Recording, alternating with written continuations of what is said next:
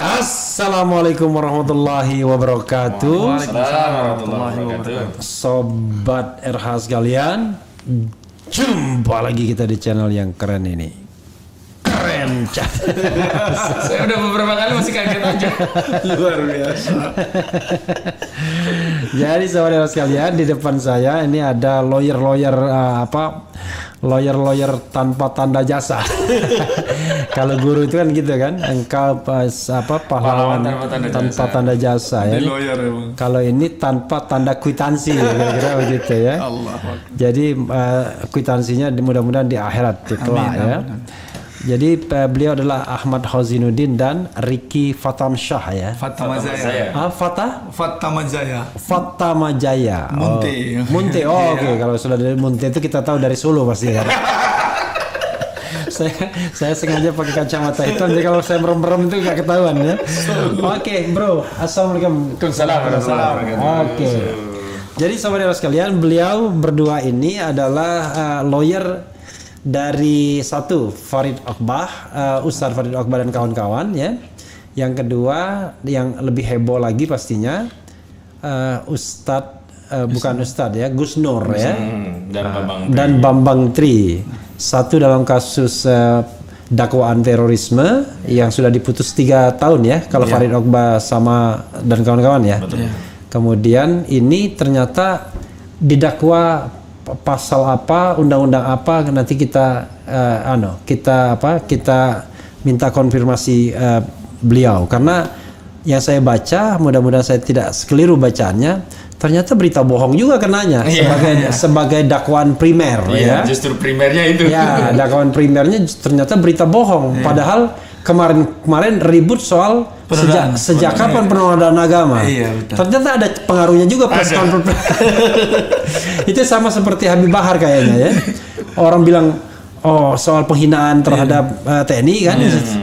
Ternyata larinya ke tempat lain ke KM Limau karena harus jelas itu barang itu harus jelas harus terus kan. Oke, saya tidak tahu mulai dari mana. Sedikit highlight Farid Okbah dan kawan-kawan ya. Ustadz Farid Okbah, Ustadz Ahmad Zain An-Najah, Ustadz Anung Al-Hamad. Nah, itu ya, Anung Al-Hamad, Ahmad Zain An-Najah. Ahmad Zain An-Najah. Jadi apa yang mau dilakukan setelah divonis 3 tahun oleh Majelis Pengadilan Jakarta Timur ya, Majelis Pengadilan Negeri Jakarta Timur, dan konon katanya mau mengadukan 2 hakim ke Komisi Yudisial. Silakan di highlight sebentar sebelum kita ngomong Gus Nur dan Bambang Tri. Ya, saya highlight dari sisi kasusnya ya. Kan sebelumnya 3 ustadz ini didakwa pendanaan terorisme. Kemudian pasal terorisme pasal 15 junto pasal 7 Undang-Undang 5 2018. Kemudian menyembunyikan informasi terorisme 13 dan terlibat korporasi atau merekrut anggota jamaah Islamiyah yang disebut sebagai organisasi terorisme. Namun pada dakwaan ternyata nggak ada pasal pendanaan terorisme. Jadi difitnah saja itu oleh Densus. Dan kemudian dari dakwaan pertama, kedua, ketiga ternyata hanya pakai dakwaan kedua pasal 13C, menyembunyikan informasi terorisme. Kayak Munarman juga ya? Kayak Munarman juga. Dituntut 3 tahun. Itu maksimal ya? Tuntut 3 tahun itu? Minimum. Oh, minimum ya? Iya, karena pasal 13 itu minimum 3 tahun, maksimum 15 tahun. Dituntut minimum, sebenarnya tuntutannya dituntut minimum. Padahal menyembunyikan informasi tentang terorisme. Tapi terorismenya apa? Nah, kalau versi jaksa itu kan terorisme itu terkait keberadaan anggota jamaah Islamiyah yang sudah divonis oleh Pengadilan Negeri Jakarta Selatan tahun 2008, di mana ustadz ini dianggap terlibat dalam kegiatan jamaah Islamiyah. Dianggap anggota, dianggap merekrut, dianggap mendanai. Nah, tapi akhirnya hanya kena di menyembunyikan informasi terorisme. Informasi mengenai adanya anggota itu, ada kegiatan sel yang masih aktif lah ya ibarat. Jadi diundang di Hambalang 2019 untuk memberikan tausiah. Nah, di situ ada XJI. Nah, karena selesai ceramah itu nggak lapor sama Densus, dianggap menyembunyikan informasi terorisme. Makanya dibilang sejak kapan tiba-tiba Ustadz setelah ceramah harus lapor gitu kan? Betul. Gitu. Itu seperti teman saya waktu SD itu ya. ke gunung sama mendaki, ke lurah sama melapor kan. Padahal lurah itu maksudnya lembah. Nggak tahu lurah ya. Jadi ke gunung sama mendaki, ke lurah sama menurun. Nah lurah itu lembah. Tapi dia bilang ke lurah sama melapor kan. Jadi oke, ada perkembangan yang lain bagaimana tindakan sikap dari beliau-beliau itu? Beliau-beliau tentu saja secara material kan sudah menolak. Beliau-beliau ini hanya berdakwah. Dan kalaupun ada bagian dari umat Islam yang menyimpang justru dinasihati. Masa habis kita nasihati kita laporkan ke Densus kan lucu begitu. Dan yang kedua memang untuk upaya hukum masih dipikir-pikir karena masih ada waktu untuk pikir-pikir. Karena teman-teman juga masih mempertimbangkan apakah upaya hukum tadi nanti mau diambil sekarang atau nanti ditunggu setelah inkrah. Karena kepentoknya itu kan ini kena di dakwaan yang tuntutan minimumnya juga 3 tahun begitu. Jadi kalau seandainya mau terus-teruskan, jangan-jangan kayak Munawar ditambahin dulu kan? Terus balik lagi 3 tahun lagi, iya kan? Dan sebenarnya judek faksinya itu juga agak sulitnya begini bang, ini kan kaitannya dengan tafsir, bukan fakta yang konkret. Nah kita menafsirkan aktivitas dakwah, ceramah nggak masalah. Nah, majelis hakim mengadopsi apa yang menjadi pertimbangan itu kan mengadopsi jaksa bahwa itu kegiatan terorisme karena terkait dengan vonis Pengadilan Negeri Jakarta Selatan yang menetapkan Jamaah Islamiyah sebagai korporasi terorisme. Padahal waktu itu ada terdakwanya yang sudah bebas jadi saksi di kasus itu, napiter namanya, istilahnya narapidana terorisme itu. Saya tanya, kita tanya semua kan lawyer. Ada nggak dakwaan terkait korporasi terorisme di kasus Anda? Tidak ada. Tuntutan terkait Jamaah Islamiyah agar ditetapkan menjadi korporasi terorisme? Tidak ada. Tapi muncul di dalam putusannya.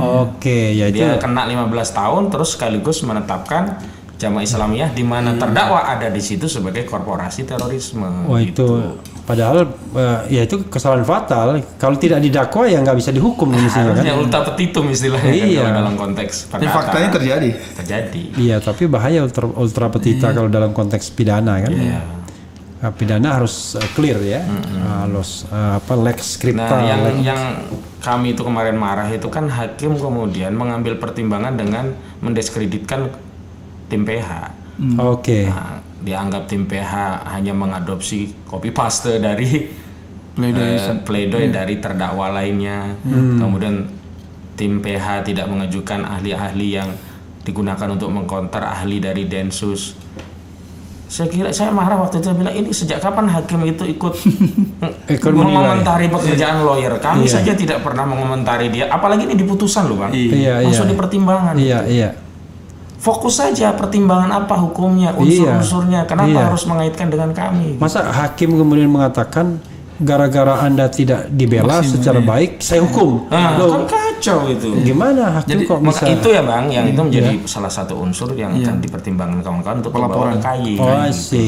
Karena ya hakim dia memutus sesuai dengan apa yang dia dapatkan kan, sesuai dengan hati nurani juga. Dan ada tambahan lagi sebenarnya bang. Jadi sedari awal, diproses di awal sebenarnya itu majelis hakim yang kedua itu juga sudah dilaporkan ke KAY. Sudah ya? Sudah.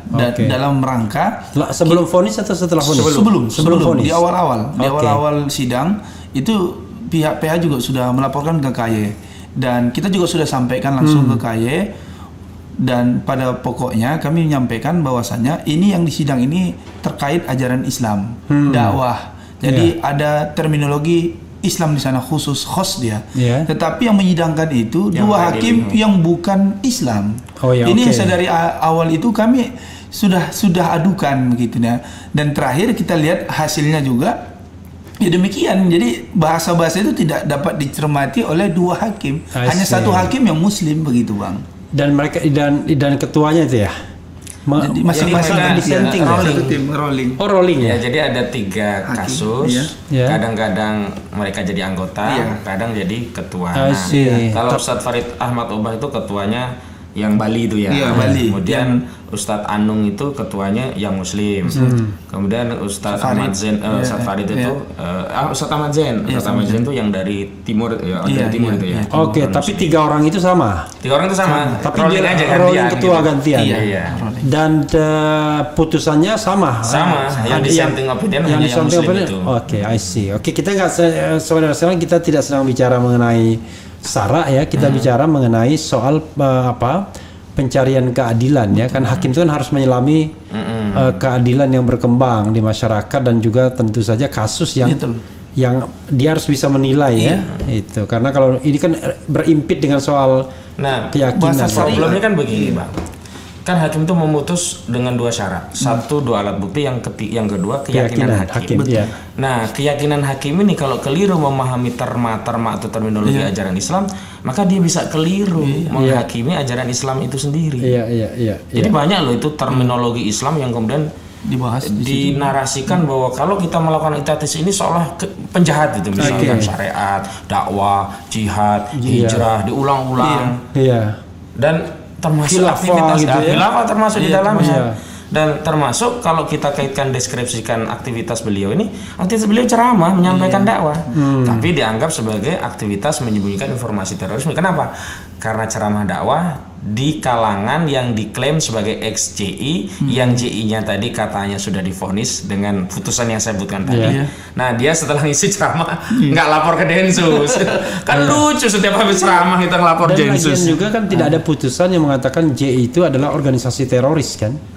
Nah, tadi dia pakai di 2008 yang terdakwanya tadi tidak dituntut dengan korporasi, tapi di putusannya diselipkan korporasi itu ditetapkan teroris begitu. I see. Ya ini itu mestinya itu temuan tuh, itu bisa ditinjau kembali tuh, peninjauan kembali tuh yang. Nah, makanya ada dua pertimbangan, apakah mau banding atau kita biarkan ingkrah baru PK. Itu masih teman-teman biar ini dulu belum fix itu rapat itu.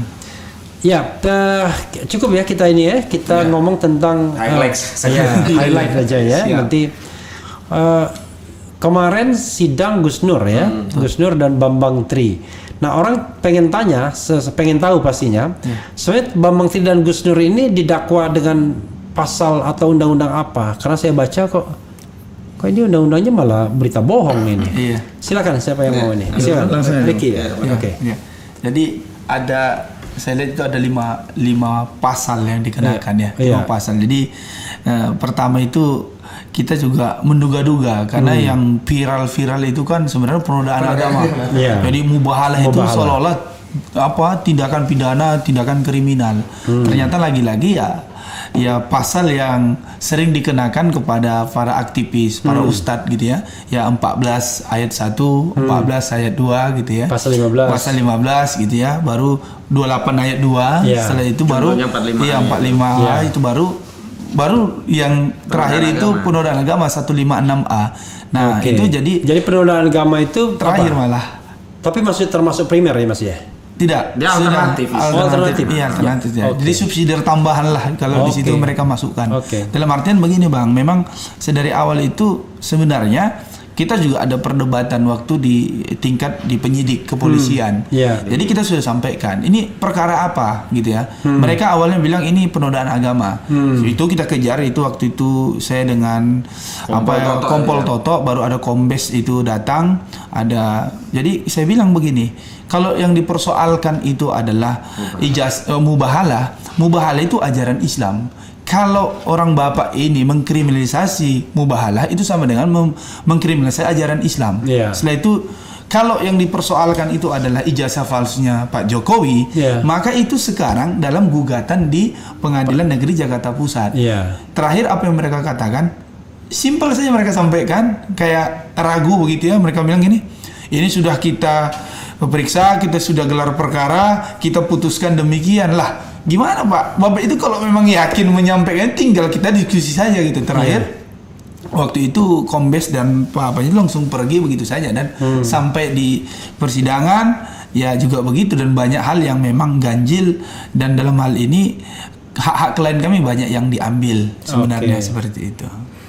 Diambil itu maksudnya misalnya apa? Ya, misalkan di awal kan awalnya itu memang betul bahwasanya ini diperiksa awalnya di Mabes Polri. Tiba-tiba dengan alasan banyak saksi dan lain sebagainya itu dipindahkan ke Solo. Tapi ternyata ditahan itu bukan di Solo gitu ya, malah ditahan di Polda Jawa Tengah di Semarang. Ini kan jauh banget nih. Jadi apa-apa instruksi setelah itu kita dorong hampir 1 pekan ya Bang ya. Ya setelah itu tetap aja dibuat di Makobrimob yang ada di sana. Jadi Makobrimob yang ada di Semarang. Iya. Semarang atau Solo ya Bang ya kemarin? Solo. Terakhir. Nah, kita kan protes ini sebenarnya di mana? Ini kan sebenarnya kewenangan majelis hakim. Ya kalau di sana masukkan dong di rutan misalkan kan gitu. Jadi kita juga aktivitas kita gampang. Jadi ini bukan lagi core-nya penyidik gitu loh. Nah, ini yang sering kami alami ketika membela para ustadz, termasuk Ustaz Farid, Ustaz Anung, Ustaz Zain An-Nazar, termasuk Gus Nur dan Bambang Tri. Jadi hampir sama yang diperlakukan gitu. Jadi ini sudah kewenangan majelis hakim, tapi seolah-olah ingin semuanya itu dikuasai oleh penyidik gitu ya. Mulai dari Mabes Polri, setelah itu ditahan di Polda Semarang, setelah itu tetap ditahankan ke Makobrimob. Dia nggak paham gitu. Kalau sudah pelimpahan harusnya bukan wewenang dia lagi. Faktanya kan ya luar biasa gitu. Nah kemarin alhamdulillah sidang itu kan kita minta sedari awal itu offline gitu Bang. Jadi kan ini kan juga menurut kami itu mengambil hak klien kami. Ya di KUHP itu ada majelis hakim, ada jaksa, ada PH, ada juga terdakwa. Ini seolah-olah ini terdakwa ini bisa online gitu, ini kan tidak bisa. Setelah itu kami mendebat di pengadilan karena kami dapat info itu terbaru akan dipaksakan online.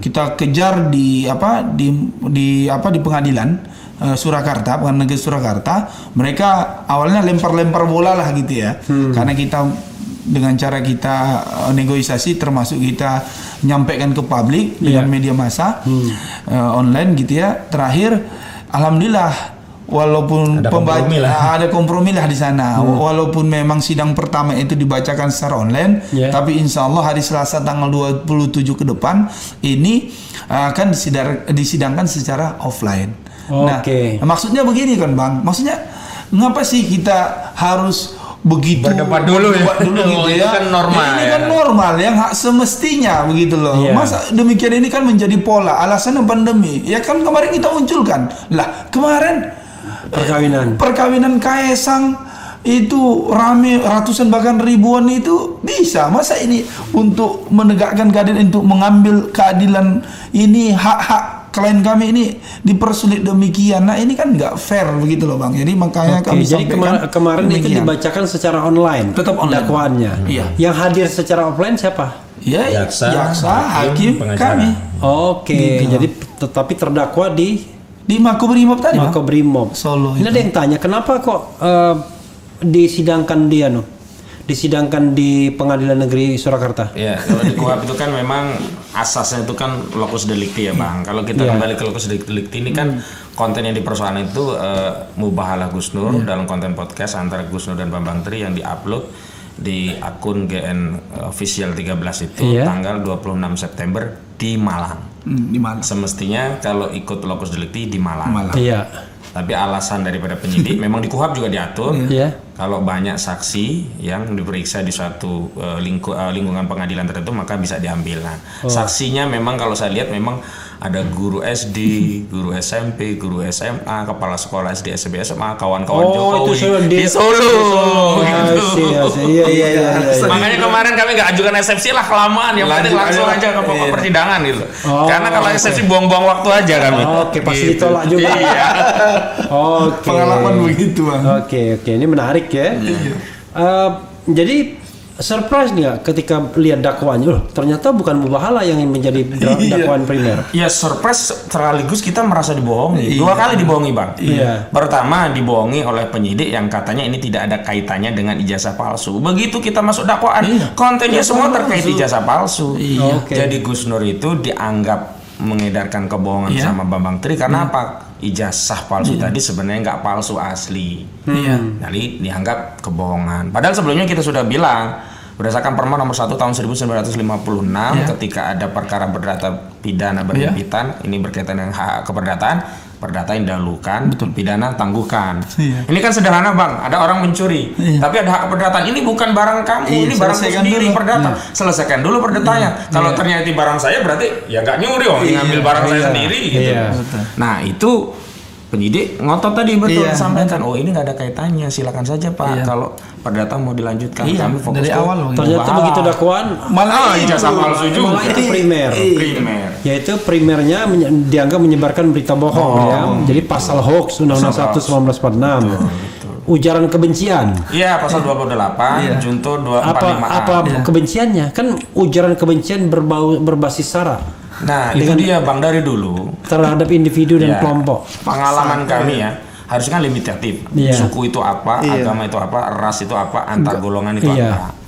Nah, kadang-kadang nanti jaksa itu mengambil nomenklatur antar golongan. Kalau di luar suku, luar agama, nah itu dianggap antar golongan. Nah, tidak ada deskripsi yang jelas. Presiden kan bukan golongan. Nah, makanya itu saya sudah katakan dulu. Dari mana presiden golongan? Kalau bicara golongan itu kan kita menggunakan presiden di HIR misalkan atau di ada Bumi Putra asing, Timur Jauh gitu.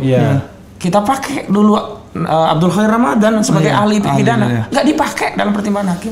Dia hanya pakai pertimbangan dari ahli pidana dan ahli bahasa dari mereka yang mengatakan bahwa definisi antar golongan adalah kalau dia tidak masuk suku, agama, ras, berarti dia antar golongan gitu.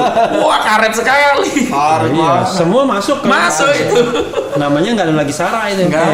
Jadi semua nggak boleh kita bicarakan tuh karena kalau di luar itu antar golongan. Ya itulah. Makanya saya kan pernah mengatakan jadi kalau misalnya polisi, TNI, presiden, menteri-menteri nggak bisa dibilang golongan. Justru bahaya kalau dibilang golongan, karena golongan itu berarti dia belongs to a certain group, ya kan? Dia itu milik grup tertentu aja, kan nggak bisa begitu. Gitu, oke. Nah, tapi tiba-tiba ketika dipermasalahkan ijazah palsu ini kan sebagai penyebaran hoax, apa yang sedang dipikirkan atau disiapkan oleh lawyer gitu, tim lawyer? Karena saya baca, wah kalau gitu berarti kan memindahkan gugatan perdata di Pengadilan Negeri Jakarta Pusat ke kasus pidana di Pengadilan Negeri Surakarta jadinya. Betul sekali Bang, dan jadi sekarang beban pembuktian terkait ijazah itu bukan di kami selaku penggugat perdata, tapi jaksa. Karena begini, kita akan bisa mendeskripsikan sesuatu itu bohong setelah membuktikan mana yang benar. Nah, kalau konten mubahalah terkait ijazah palsu itu sebuah kebohongan, maka jaksa pertama harus membuktikan bahwa ijazah itu asli. Makanya dalam tulisan itu saya katakan metode paling sahih untuk memberikan kepastian bahwa ini ijazah itu asli atau tidak, datangkan pemilik ijazah itu sendiri di dalam sebuah persidangan karena dia ambil sumpah. Yang kedua, bawa ijazah aslinya.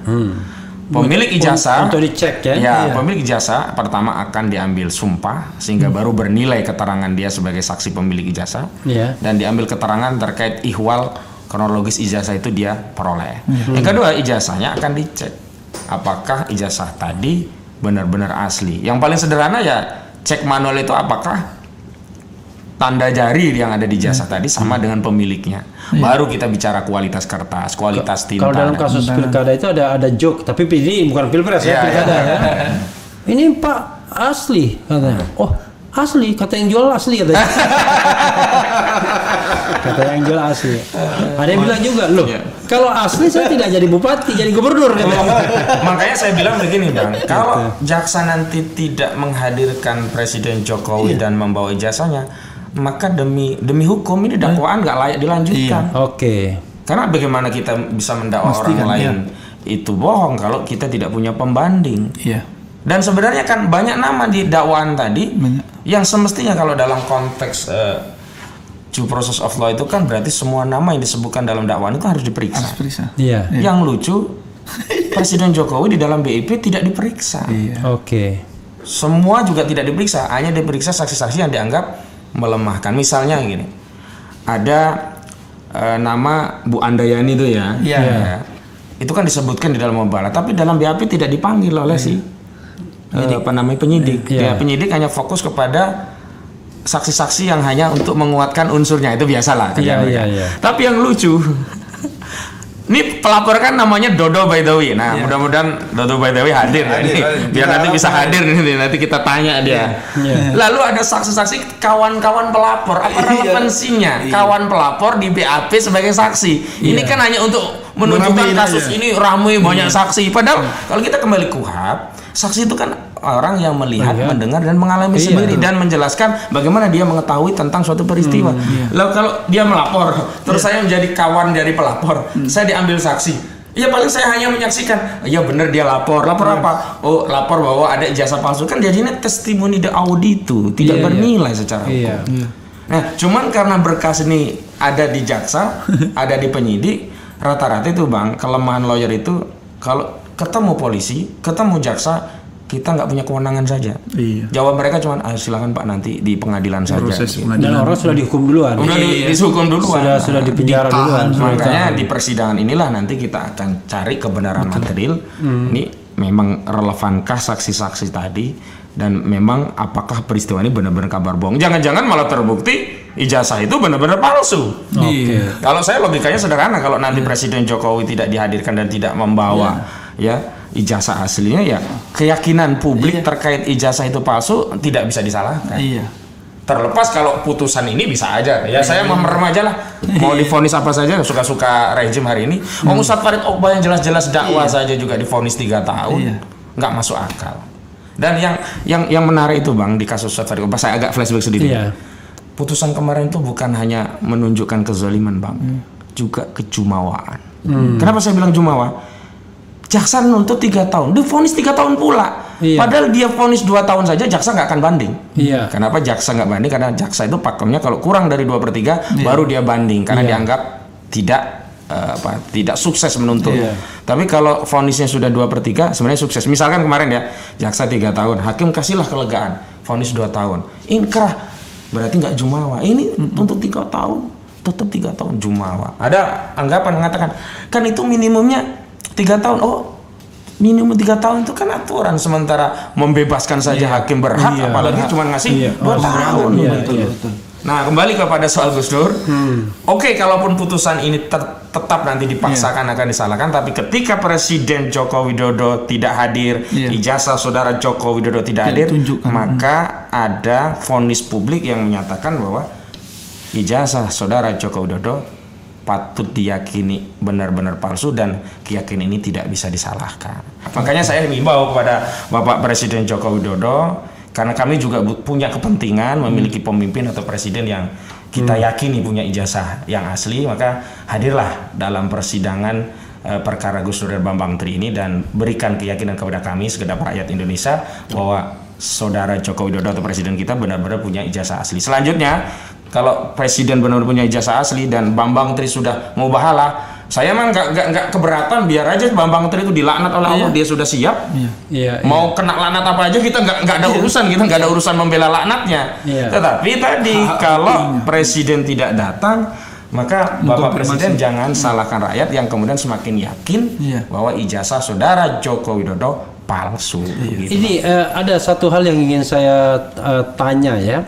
Ketika menyusun dakwaan, ya kan harusnya kalau kita bicara tentang hoax ya, kan harusnya jaksa penuntut umum itu sudah punya versi yang tidak hoaxnya kan, harusnya kan begitu, ya kan? Dia tahu nih versi tidak hoaxnya. Makanya saya katakan kebohongan yang paling nyata itu Sambo itu, ya kan? Dia tahu versi yang tidak hoaxnya itu, yaitu dia yang ikut bunuh kan ibaratnya. Hoaxnya tembak menembak. Hoaxnya tembak menembak. Ada pembanding betul. Maksudnya dia udah tahu itu. Nah, sekarang pertanyaannya adalah bagaimana dia bisa mendakwa orang menyebarkan berita hoax sementara dia sendiri nggak ngerti, nggak tahu apakah versi aslinya itu. Maksudnya versi yang tidak hoaxnya dia sendiri juga nggak tahu gitu. Kan kita harus ada pengetahuan dong sebagai jaksa penuntut umum. Saya setelah kami melakukan proses penyidikan, ya kan, kami menyusun dakwaan berdasarkan dari penyidik, kami tahu ini hoax karena kami tahu yang. Jadi begini, gitu. Kalau bangunan konstitusi yang dibawa jaksa atau penyidik sebelumnya itu begini Bang. Pak Presiden itu ijazahnya asli apa? Ada keterangan kepala sekolahnya, ada keterangan teman-temannya. Lah padahal kan kita bicara ijazah, bukan apakah beliau itu pernah sekolah di situ atau tidak.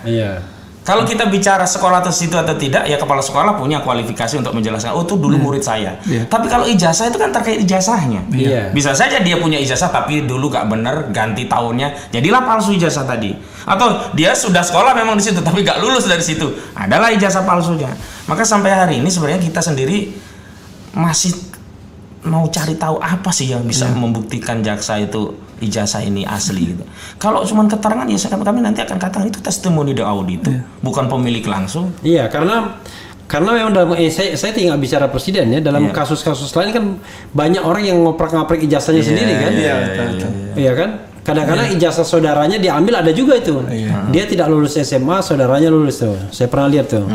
Diambil saudaranya ya, lalu diganti fotokopi kan, karena kalau untuk kerja kan yang penting fotokopinya ditimpa aja di nama bisa juga. Kayak begitu kan misalnya. Tapi ini saya nggak bicara khusus presiden, tapi saya bicara fenomena ijazah itu. Karena jadi ketika ditanya apakah dia sekolah di sana, ya dia sekolah, tetapi tadi soal ijazah soal yang berbeda ya.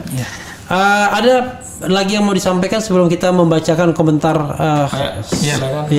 Jadi begini Bang, jadi terkait pengalaman kita. Jadi kan Gus Nur ini kan bukan di sidang cuman di Surakarta saja. Sebelumnya juga kan ada sidang terakhir itu 2 tahun yang lalu, kalau tidak salah itu 1 tahun yang lalu itu di Jakarta Selatan. Itu kan pelapornya pelapor itu. Jadi itu Pak Akil Sirot dan Pak Yakul Komas, ya Menteri Agama. Jadi kan pelapornya mereka. Tapi dari awal persidangan sampai akhir itu pelapor nggak pernah hadir. Itu kan dari awal itu juga kita protes. Nah, dalam perkara ini juga Mas Baudowi ini sebagai pelapor sedari awal juga sudah kita ingatkan kepada majelis hakim bahwasanya kami minta saksi dihadirkan termasuk saksi pelapor. Nah, ini Mas Baudowi untuk hadir juga, jangan seperti yang kemarin-kemarin. Jadi ada yang melaporkan tapi tidak hadir di persidangan. Bang Refli hadir di persidangan sampai itu kan jadi saksi. Betul. Pelapornya nggak hadir itu.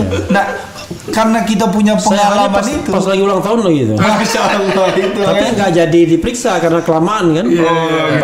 Baru mundur ya. Baru pekan depannya. Iya, jadi sebenarnya gini Bang. Jadi dari pengalaman ini kita juga tidak mau meleset lagi nanti di persidangan di Surakarta. Makanya kami minta kepada majelis hakim untuk menghadirkan. Dan alhamdulillah kemarin keputusannya majelis hakim juga meminta langsung. Jadi besok itu akan ada kemungkinan besar itu saksi pelapor langsung diperiksa. Biasanya diperiksa pertama ya saksi pelapor. Iya, harusnya pertama. Tapi tadi kalau ada upaya melindungi pelapor tidak dihadirkan, nanti biasanya jaksa hanya mengatakan kami akan cukup membacakan BAP. Itu yang kami sering tentang kan begitu. Padahal kan gimana caranya mau cross check? Cross check. Banyak pengalaman begitu Bang. Jadi sehingga kita wanti-wanti dari awal jangan sampai pengalaman sebelumnya terulang kembali. Nah, ini kan mengkonfirmasi begitu. Ini kasus terlalu dipaksakan begitu, terlalu dipaksakan. Karena apa? Karena dikenal ya Gus Nur ini orang-orang yang vokal mengkritisi segala kebijakan-kebijakan yang dianggap oleh Gus Nur itu ya tidak pro rakyat begitu. Oke, tapi menurut saya ini memang lebih sial Gus Nurnya aja karena menterinya sebenarnya yang mau karena ada gugatan itu. Oke, kita bacakan beberapa komentar sahabat era sekalian ya. Nanti ada yang mau ditambahkan lagi? Nah, saya ingin tambahkan lagi juga masalah soal penistaan agama. Ini luar biasa Bang. Bagaimana mungkin orang yang beragama Islam berusaha untuk mempraktikkan ajaran Islam kemudian dianggap melakukan penodaan agama. Karena pasal itu masih dipakai kan? Sebagai dakwaan alternatif. Terlepas terlepas misalnya ada kesalahan dalam praktek beribadah dari keyakinan tadi. Tetap saja kan bukan menodai kan. Misalkan begini. Ada orang belajar sholat tapi salah rukuknya kelewat. Apakah dia dianggap menodai agama. Ya sama aja dengan kita ada yang kunut ada yang enggak. Ada yang enggak gitu. Masa ada otoritas yang mengatakan itu langsung dipidana? Wah, nah, makanya kami juga nunggu-nunggu itu ahli agama ini. Kami sudah tahu nama-namanya. Karena kan sudah ada berkas BAP itu di kami. Dari MUI bukan? Ternyata bukan juga. Nah, kita dibohongi lagi. Nah, itu awalnya kita di penyidik bilang kita sudah udah koordinasi dari MUI. Karena kami tetap berpandangan agar keterangan ahli tadi mewakili ya agama Islam yang ada di Indonesia harus keluar dari otoritas lembaga yang mewakili umat Islam. Siapa? MUI. Nah, kalau dari ormas kan nanti bisa saja pendapat ormas ini berbeda dengan ormas yang lainnya. Kalau MUI kan jelas sudah mewakili seluruh pandangan kalau umat Islam. Kalau sekarang kan sesama ormas Islam kadang-kadang tega saling memenjarakan. Kadang-kadang ya. Tanpa harus kita sebutkan ormasnya kan. Itulah oke lah. Coba kita bacakan sedikit ya. Siap. Jadi Bismillah yang pertama, maksudnya pertama komentar. Bang Refli awas pecah mejanya, enggak ada kacanya. Kuat ini. Iya. Kemudian yang relevan saja ya. Assalamualaikum warahmatullahi wabarakatuh. Sehat semuanya, semoga lebih semangat lagi membela kebenaran. Saya nggak bacakan yang menghina yang apa ya kan? Yang kira-kira rakyat ingin tahu ijazah itu ada atau tidak, ini wajar ya. Menyimak Pak Refli buat para lawyer Bambang Tri dan Gus Nur, insya Allah surga menantikan. Yang penting ikhlas ya. Amin. Kemudian Purbayasa nyimak Bang Rafli, bukan Rafli, Refli ya kan? Kebenaran akan menang, kebatilan akan hancur. Allahu Akbar. Allahu Akbar. Gara-gara ijazah palsu jadi pidanakan orang. Ya ini ada kesan begitu ya. Jawa Timur hadir. Semoga Bambang Tri dan Gus Nur bisa sadar dan bertobat sebelum keluar. Wah ini Papa Bukili ini memang selalu begitu dia. Dia selalu. Tapi setia ya sama Bang Refli, nonton terus ya. Iya. Gak apa-apa, kita kalau misalnya berbeda pendapat nonton, kalau ada 10 juta orang gak apa-apa. Seneng juga kan. Papa Bukili ya gitu ya, Papa Bukili ya. Begitu dipencet biasanya nggak ada flowernya biasanya. Samaran. Ya, kemudian luar biasa dukungan non Muslim keturunan PKI dan Islam Nusantara. Oke, terus kita jangan sampai ini ya. Ijazah bikin rakyat makin aneh bin ajaib. Pak Munarman, apakah sudah proses pembebasan bersyarat? Itu belum, kan belum 2/3 Bang. Kan divonis 3 tahun. Divonis 3 tahun, tapi dia kan. Tapi terakhir beliau sampaikan, saya dapat info dari Bang Aziz, beliau tidak mau mengambil pembebasan itu bersyarat. Beliau hanya mengambil remisi yang memang sudah menjadi hak tanpa harus upaya-upaya lain. Karena begini, kan dia kan ditahan per 27 April 2021. April berarti sudah 1,5 tahun. Mei, Juni, Juli, Agustus, September, Oktober, November, Desember. Baru separuh. Satu tahun 8 bulan sudah. Baru separuh, belum 2/3 Bang. Kalau PB kan minimal 2/3 dijalani. Berarti 4 bulan lagi Bang. 4 bulan lagi. 4 bulan lagi. Tapi remisi kan belum dikurangin remisi. Remisi kan bukan untuk kaitan dengan PB, itu tambahan itu. Tapi yang tadi lah kita lihat, nanti tanya langsung ke Bang Aziz, cuman info yang terakhir. Sementara tidak akan mengambil itu karena untuk komitmennya begitu. Tapi kita tidak tahu lanjutannya gitu. Kalau hitung-hitungan Bang Aziz, kalau tidak ngambil PB ya, hanya remisi saja. Ya mungkin akhir tahun 2023 lah, belum sampai 2024. Gitu. Kalau dengan remisinya ya. Tapi nggak bisa lagi nyalon presiden dia. Sudah tutup pendaftaran. Udah lewat Bang. Kayaknya memang biar dia nggak nyalon presiden Bang. Presiden asosiasi, ternyata asosiasi lawyer gitu ya. Kemudian John Refra, ini biasanya suka maki-maki juga, tapi tiba-tiba di delete ininya ya, komentarnya. Ya. Kemudian yang malsuin aman, yang ngibul aman, tapi yang gugat dipidana. Nggak jelas maksudnya apa, walaupun kita tahu ya. Mubahala, abakadabra, simsa, ini sama-sama Papa Bukili lagi ya. Kebaca ya kan? Aktif banget deh Bang. Iya. Kemudian salam para pejuang pembenaran ya. Salam kembali. Pembenaran. Aduh, bukan kebenaran ya. Serang nyimak Bang RH ya kan? Kemudian Bang Refli, jika Apokat nih ya. Di Indonesia bersatu untuk membela Gus Nur dan Bambang Tri dan menuntut Jokowi untuk memperlihatkan ijazah aslinya. Mungkin diperhitungkan oleh jaksa dan hakim. Ngapain kita bersatu? Kan itu kan prosedur beracara biasa. Beracara biasa aja ya. Jadi nggak main demo-demoan. Muslim garis lurus harus selamatkan NKRI dari cengkeraman. Oke, ini kita nggak bicara mengenai oligarki. Bukan, Muslim non Muslim itu salah ya. Iya. Nah ini Bang Refli Harun tanyakan kenapa kok sidangnya di Solo padahal videonya Gus Nur Mubahlah itu dibuat di Jakarta atau Malang? Dibuat di Malang. Tadi udah kami sampaikan. Iya, dibuat di Malang. Tapi karena saksinya itu banyak. Solo, maka dijadikan Solo ya.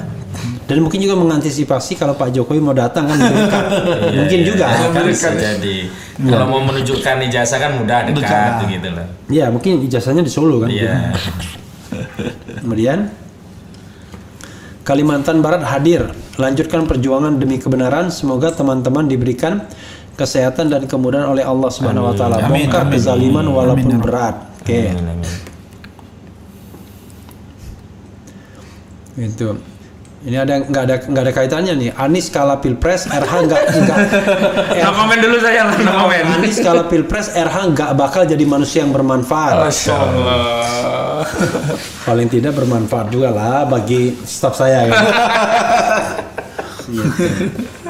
Oke. Hukuman atau vonis yang dibuat lihat aja alam turut menyaksikan pemilik alam apalagi maka hakim yang begitu celakalah. Ya itu. Kalau kita hadis ya, hakim itu kan ada tiga ya kan, yang berpengetahuan dan memutus dengan adil, yang bodoh, pasti. Yang kedua berpengetahuan tapi tidak adil, yang ketiga yang bodoh. Kalau bodoh udah pasti gak adil. Bodoh dia. Dan yang biasa banyak yang kedua kan. Pinter sih, ya kan. Tapi takut ya gitu ya kan. Itu maksudnya takut kenikmatan dikurangin gitu. Kemudian kebenaran akan menemukan jalannya, semangat bagi pejuang tegaknya keadilan pembela kebenaran. Oke. Ya saya kira banyak yang daripada bertanya banyak yang mendoakan ya. Oke. Ibarat ditilang polisi dan ditanya SIM-nya mana, yang ditilang malah menjawab saya punya SIM kok Pak, ini buktinya foto saya waktu di Samsat. Itu logika Babi Aldo ya. Babi Aldo itu. Jadi sebenarnya itu kan kalau kita mau pembuktian itu direct ya kan. Ya, jadi jangan memutar gitu. Oke. Apakah ada aturan yang menyebutkan siapa saja yang dapat melihat ijazah seseorang, Bung?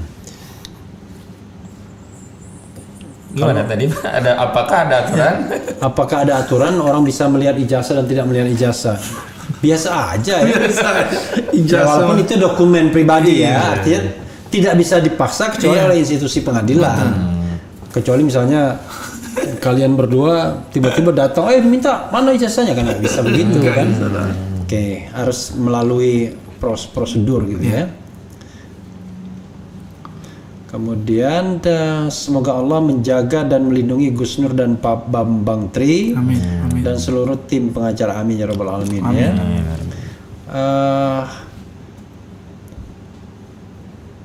Ini saya sangat setuju dengan Pak Ahmad Khozinuddin kalau ingin pemilu jurdil. Itu nggak nyambung lagi. Ini diskusi yang kemarin jangan dipaksa-paksa lagi ke sini ya kan.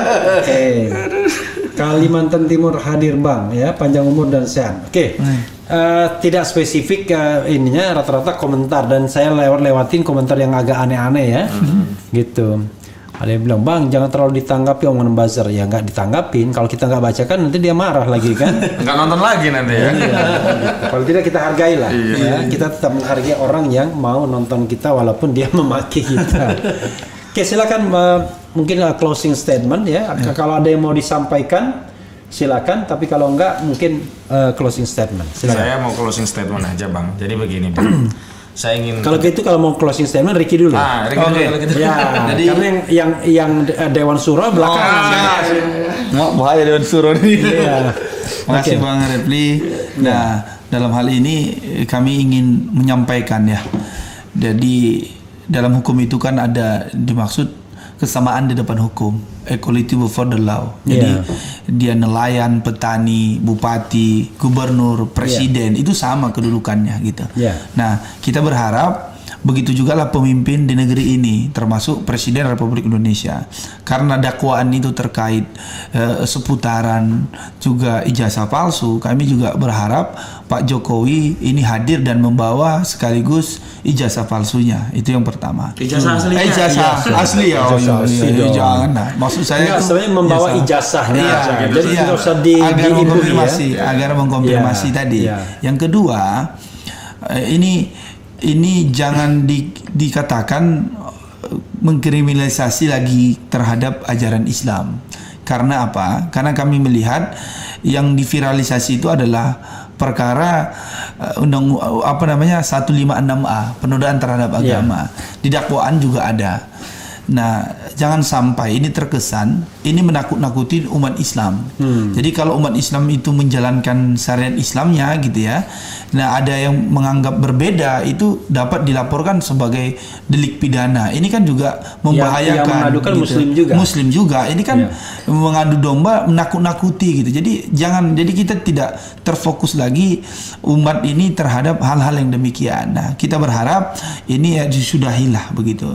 Nah, yang terakhir ya segenap masyarakat mohon didoakan klien kami yakni Gus Nur dan juga Pak Bambang Tri dalam hal membela hak-haknya di Pengadilan Negeri Surakarta, dan yang berkesempatan hadir silakan hadir. Itu hari Selasa tanggal 27 Desember 2022 bentuk support kepada Gus Nur dan juga Pak Bambang Tri, dan kita juga mohon doakan agar kita juga sebagai PH-nya diberikan kesehatan, keselamatan dan juga keikhlasan agar ini tercatat sebagai amal ibadah di sisi Allah. Tanggal 27 ya. Tanggal 27 hari Selasa. Jadi kalau mau nonton anggap aja liburan akhir tahun. Oh iya akhir tahun. Jadi bergerak dari Jakarta ke Solo gitu kan. Gitu liburan akhir tahun nonton sidang.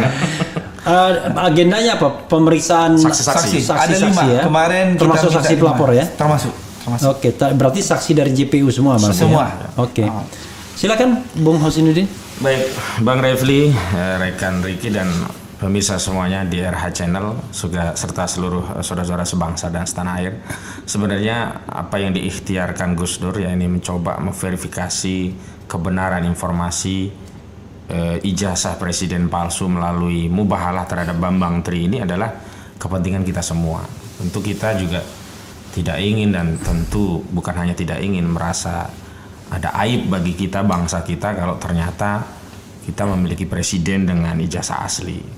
Karena itu saya kira persidangan perdata kemarin yang gagal dilanjutkan masih memberikan kesempatan kepada Bapak Joko Widodo untuk hadir di forum pidana ini untuk memberikan informasi yang sahih tentang ijazahnya, yakni dengan datang dan menunjukkan ijazahnya. Karena itu ambil husnuzonnya saya, prasangka baik kita, anggap saja ini memang sidang yang akan membersihkan ya legasi bangsa kita dari dugaan ijazah palsu, sehingga tidak lagi ada cacat moral bagi kita kepada generasi anak bangsa selanjutnya yang telah membiarkan isu ini tidak diverifikasi dan dituntaskan. Nah, karena itulah saya kira yang punya kepentingan bukan hanya Bambang Tur dan juga Bambang Tri dan Gus Nur, tapi juga kita semua. Sekali lagi saya mendapatkan informasi dari klien saya Gus Nur bahwa dirinya motivasinya itu sebenarnya tidak ingin punya pemimpin yang tidak jujur, pembohong, sehingga dia perlu memverifikasi informasi dari Bambang Tri, dan karena dia bukan lawyer, bukan seperti kita ya cara memverifikasi kita ya berbeda dengan Gus Nur. Kalau Gus Nur cara memverifikasi kebenaran itu adalah dengan meminta keyakinan dari orang yang memberikan informasi tadi dengan melakukan mubahalah. Dan terakhir kepada segenap umat Islam, mohon kalau ada perbedaan pandangan jangan ikut dalam arus adu domba dengan apa mempersoalkan sesama saudara muslim dalam aktivitas nomenklatur ibadah tertentu dimasukkan ke ranah pidana, apalagi ini penodaan agama yang seperti ini kan rawan mempecah belah persatuan umat Islam. Dan terakhir terima kasih Bang Refli karena diberi kesempatan sehingga bisa menyampaikan fakta-fakta persidangan, dan mudah-mudahan ke depan bisa hadir kembali. Amin. Assalamualaikum warahmatullahi wabarakatuh. Saya mau gantiin tadi nggak bisa juga. Bisa. Ya saudara sekalian, jangan lupa tanggal 27 pukul 10 ya. 9. Pukul 9 di Pengadilan Negeri Surakarta itu akan ada sidang Bambang Tri dan Gus Nur dengan agenda pemeriksaan saksi. Justru ini yang paling seru ya, terutama pemeriksaan saksi pelapor. Dan jangan lupa bahwa dakwaan primernya yang utama itu adalah penyebaran berita bohong atau hoax ya, sebagaimana dituduhkan kepada banyak orang, banyak aktivis, Habib Rizik, Habib Bahar, kemudian aktivis-aktivis kami, Edi Mulyadi dan lain sebagainya. Dan ini menjadi undang-undang keranjang sampah ya kan, semuanya dimasukkan ke berita bohong. Mudah-mudahan keadilan tetap bisa kita dapatkan dan kita akan lihat bagaimana perkembangan selanjutnya. Mudah-mudahan bisa siaran langsung ya, ada yang siaran langsung dan kemudian kita siarkan. Wassalamualaikum warahmatullahi wabarakatuh. Terima kasih Bang. Oke.